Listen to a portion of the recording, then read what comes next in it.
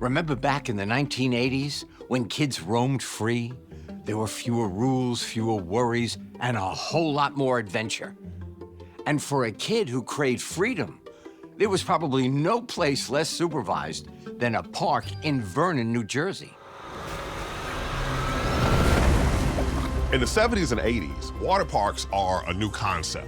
And Gene Mulvihill comes up with an idea for Action Park.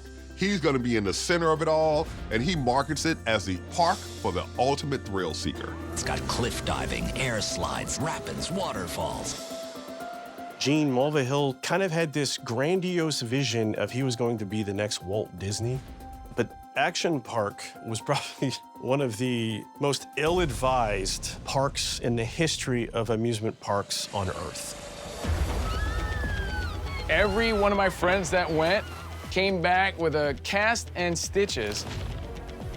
We would pull up to it talking about which dangerous ride that we were gonna go on to prove how tough we were. And our parents were like, here's money, get in there. We'll be at the bar. At the time in New Jersey, there's an advisory board for amusement park rides, but not a regulatory agency.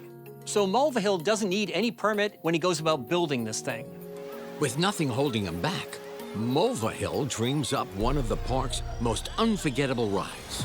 It's the nation's first looping water slide, the Cannonball Loop.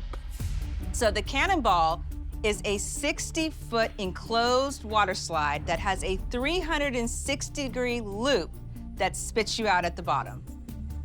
It defied every engineering principle, every mechanism for safety or risk. When I look at this, I'm like, this clearly was designed by someone who has no engineering experience. And guess what? It was. Gene Mulvihill designed the Cannonball Loop on the back of a napkin. He's not an architect, he's not a designer, he's not an engineer. He has no business building this thing. The Cannonball Loop was so dangerous looking and so ill-conceived that him and his workers didn't want to try it out and test it. So Gene gets his son to test this water slide. His son doesn't even have enough faith in Gene. He decides, hey, I'm gonna go down it, Dad, but I'm gonna go down it in full-blown hockey gear. Now, this is a slide designed for people in bathing suits, okay? Not hockey gear.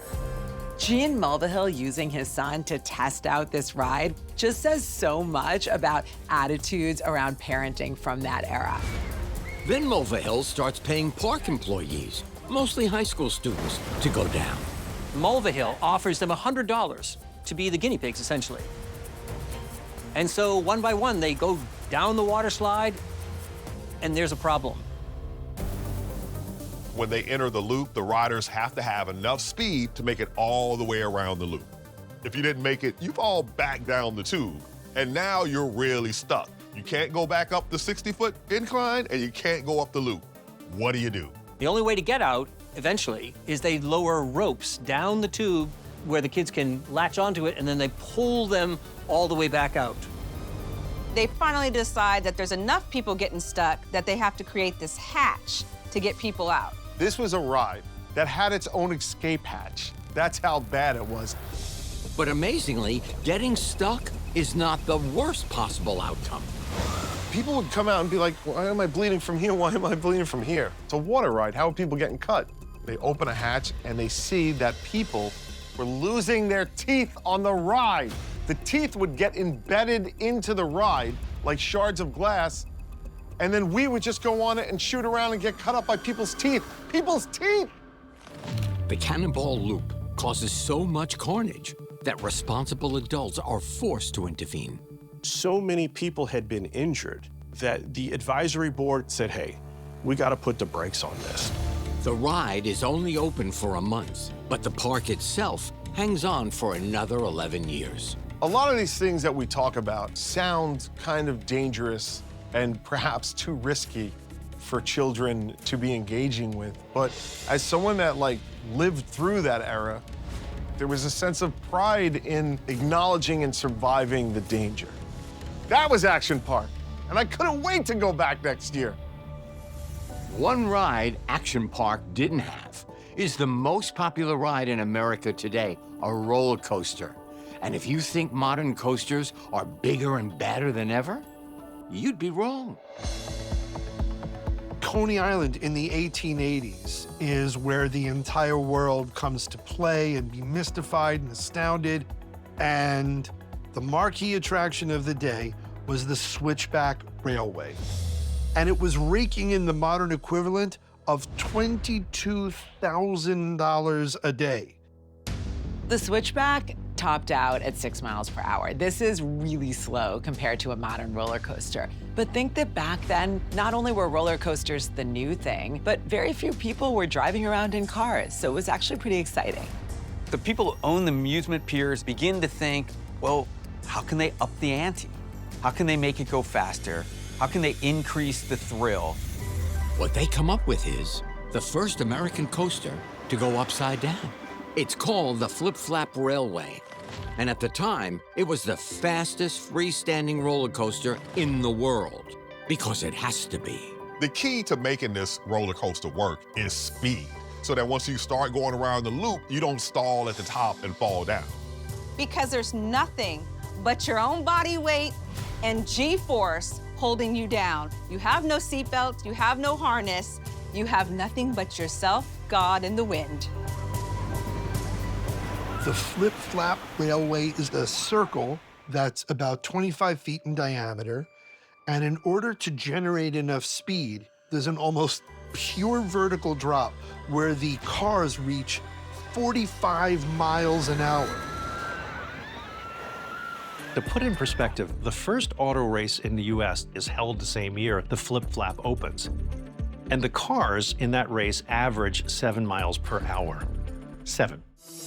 So the flip-flap is extremely fast.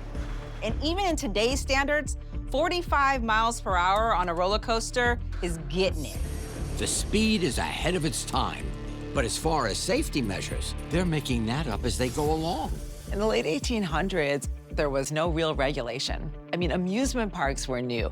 And so this was all experimental. Modern roller coasters are made with this teardrop shape. That way you pull less G-forces at the bottom than you otherwise would in the circular design. Just for perspective, a space launch generates 3 Gs. 6 Gs is the maximum a human being without protective equipment can really stand. So the riders of the flip-flap, they will pull 12 Gs. This is not safe. So what 12 Gs means is you will feel a pressure 12 times your own body weight pressing down on you. So that means a 50-pound child would feel 600 pounds of invisible weight pressing down on them. The scariest roller coaster that any of us have been on today tops out at about 5 Gs. These people were putting these poor suckers on a wooden trolley cart that whipped around like that. Astronauts couldn't put up with it. Do you understand what I'm saying? Like astronauts training to go to space don't deal with that many Gs. In today's standards, we get on these roller coasters and we feel at home. We have seat belts, we have harnesses, everything is holding us in. Not then. People are without a harness, just with enough money to ride the roller coaster and a little bit of a death wish. People were passing out. They were getting bloody noses, like they were seeing God. Their brains were rattling around their skulls. They were getting flattened like pancakes. And then they'd have to pay a nickel or something like that for the pleasure of it. Chances are, if you ride the flip-flap once, you are never riding it again. The Flip-Flap Railway was so bad, it started to be called one of the unholy terrors of the beach. And in 1901, New York City finally just shut it down.